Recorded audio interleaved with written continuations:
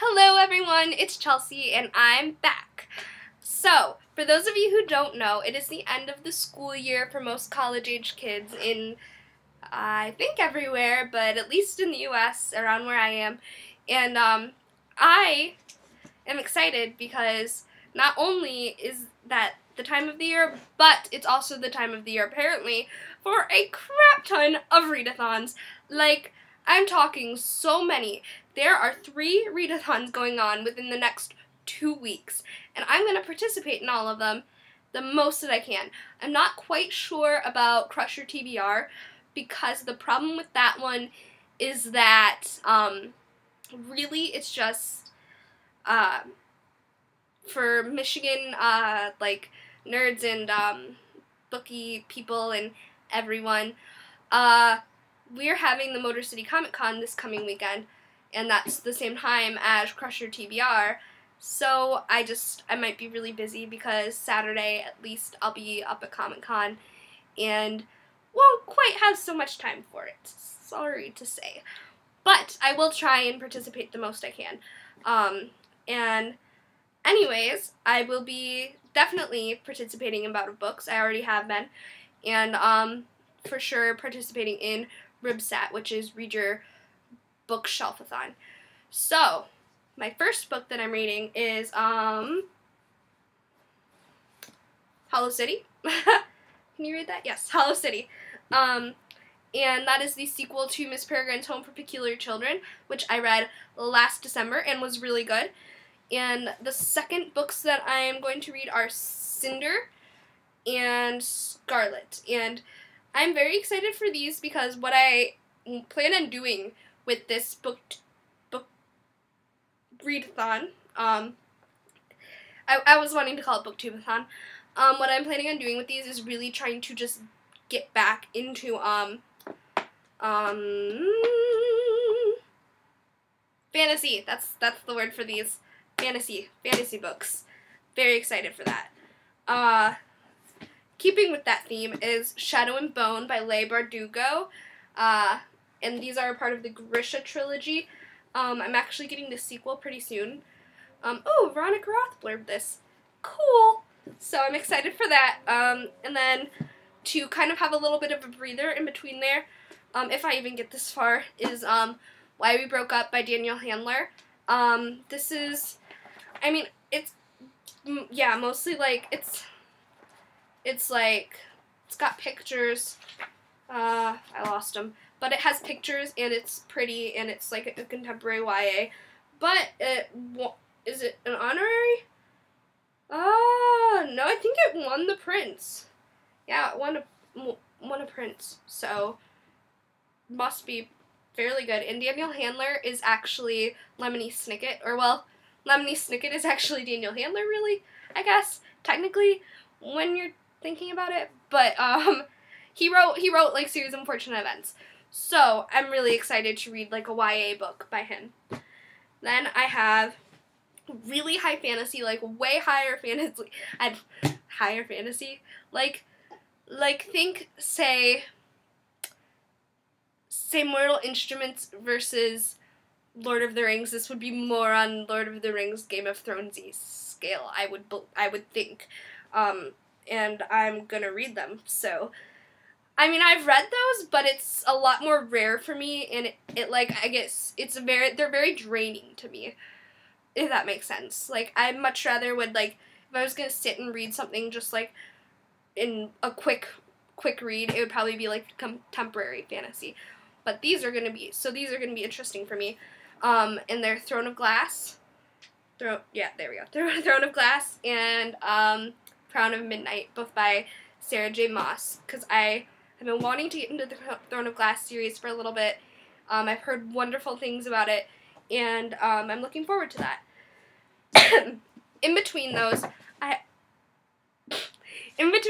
I am planning to, like, if I get, like, a little bit stumped in, like, if I get, like, bored, I don't anticipate it, but if I get bored at all with any of them, then I'm going to, jump to anthologies, if need be. And so I've got Kelly Link's Pretty Monsters, which is a collection of short stories.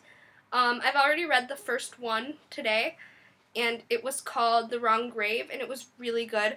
I discovered her through My True Love Gave to Me, which is a collection of short stories that I read last Christmas time, and it was really good. Her story, like, it wasn't my favorite in the bunch, but it was, like, a lot of the style that I like kind of, like, reminded me a little bit of Erin Morgenstern's, The Night Circus when I read it. It was very highly descriptive is how I would put it.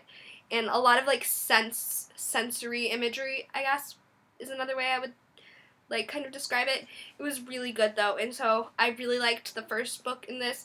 It also had some great, like, I don't know if you'd really call them allusions, but definitely references. Like, it referenced Christina Rossetti in the first one, which, if you've never heard of her, she's a poet from, like, the pre-Raphaelite time, and she, I mean, like, I guess it would be the Victorian era with, like, the pre-Raphaelites revolutionizing art, which her brother was kind of part of a movement of, and she wrote this poem called The Goblin Market, which I actually wrote an essay about for my first, like, college literature class that I took this past semester, and did really well on, and I just loved that poem, and I still love it, and so I was really excited to see her reference Christina Rossetti. So, like, I love when books do that, like, reference little things that I'm just like, ooh, I geek out about that on its own, let alone in a book. So, I get, like, super nerdy about it, and I'm like, yay! And it's also been blurbed by, like, Holly Black and Libba Bray, so I am very much so excited for this, if I get bored with any of the others. Then, the RYBSAT readathon it stands for the Read Your Bookshelf-a-thon. Yeah, Read Your Bookshelf-a-thon. And I took the books that would normally be here, in between my DVDs, so, like, the first books, like, that start my books on this shelf. I took, I took Attachments by Rainbow Rowell, which isn't my, like, most anticipated Rainbow Rowell book to read, because I have Landline too, but it was further down, and I'll get to it eventually. Anyways, and then I got Elsewhere by Gabrielle Zevin, and I'm excited for this. I think I actually got it. This is gonna be really weird and creepy, but Hank Green had it once upon a time. I don't know, his background might have changed by now in his videos, but he used to have a bookshelf in his background, and this was on that shelf. And I, like, one day, like, paused it and, like, looked at all the books that were on his shelf and was like, ooh, I should look at that. And weird, really creepy, now that I'm thinking about it. That's, like, kind of stalkerish. But, whatever. So, apparently Hank Green's read it. So, there's that. And, on top of that, though, it's been reviewed a lot by a lot of different people. A lot of people have recommended it to me. A lot of people have recommended her other books to me. And, my little brother, even, actually, who's 14-year-old boy, he read it and loved it and recommended it, so I'm like, I have to read it, and it was next on the shelf. So, that being said, I also have Wolf and White Man, which, if you don't know, I picked up and started reading and put it down, and the problem with this was I really wanted to read it because I love John Darnielle. He is the lead singer and guitar player and piano sometimes player and songwriter for the Mountain Goats, which is my favorite band ever, and I even, like, got it signed, and I had this whole snafu where I got a signed version, and then I didn't get a signed version, and then he came and signed more, and I got one, and it was, like, a real big pain, but I actually recently went and saw them in concert, and it rekindled my, like, excitement for this book and, like, want to read it, so I am excited that this was on the shelf. Then I have next a book that I should have read by now. It's kind of sad that I haven't. I read the first two in the series, trilogy, actually, so it's the last one.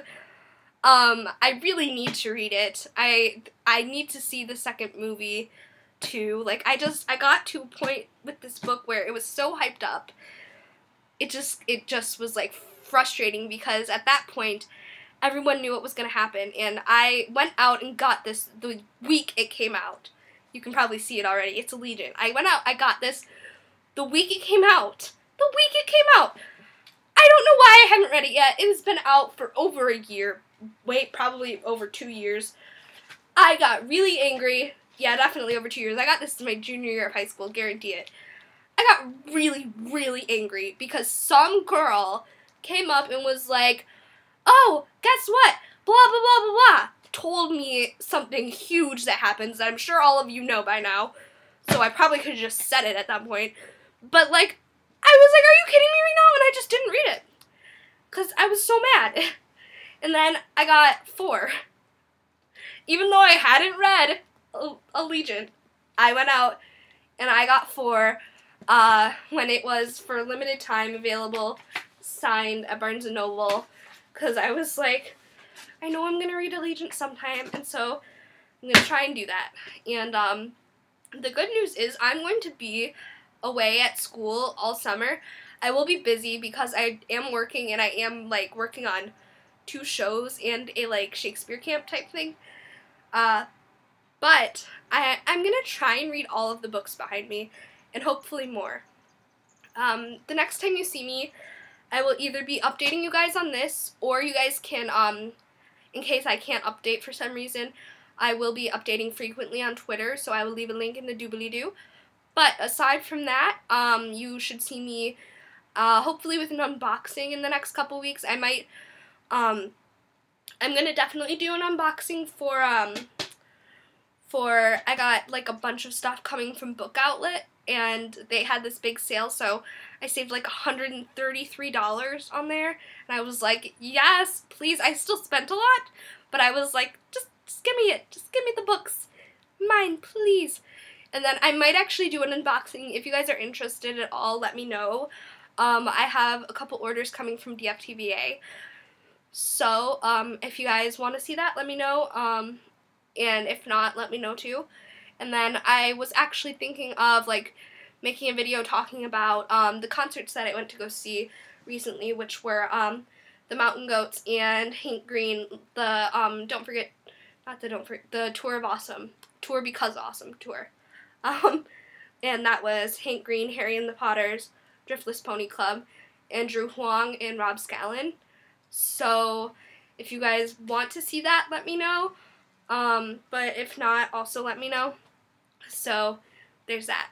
But otherwise, I'll definitely see you with some kind of update at one point. And I will be frequently updating my Twitter. So I'll see you soon. And